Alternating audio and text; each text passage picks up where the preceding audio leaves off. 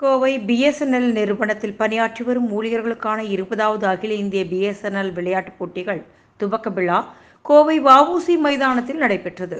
கோவை மாவட்ட பிஎஸ்என்எல் முதன்மை பொது மேலாளர் சங்கர் வரவேற்புரை நிகழ்த்த ஷிவ் பிரதாப் சிங் நிம்ரானா தலைமையுரையாற்றினார். தமிழ்நாடு தொலைத்தொடர்பு வட்ட தலைமை பொது மேலாளர் பனாவத் வெங்கடேஸ்வரலு சிறப்பு விருந்தினராக கலந்து கொண்டு விளையாட்டுப் போட்டிகளை துவக்கி வைத்தார்.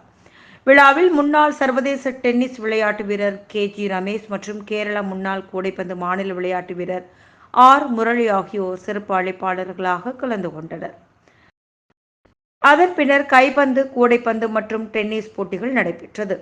கூடைப்பந்து லீக் போட்டிகளில் தமிழ்நாடு அணி இமாச்சல பிரதேச அணியை 76.49 என்ற புள்ளிக்கணக்கிலும், கேரள அணி மகாராஷ்டிரா அணியை 58.18 என்ற புள்ளிக்கணக்கிலும் மற்றும் மேற்கு வங்க அணி சத்தீஸ்கர் அணியை 60.43 என்ற புள்ளிக்கணக்கிலும் வென்றன.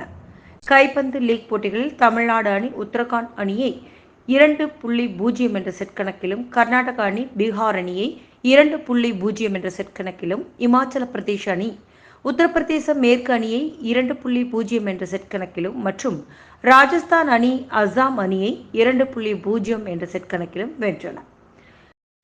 டென்னிஸ் போட்டிகளில் உத்தரகாண்ட் அணி உத்தரப்பிரதேச மேற்கு அணியையும் மற்றும் பஞ்சாப் அணி உத்தரப்பிரதேச அணியையும் வென்றன.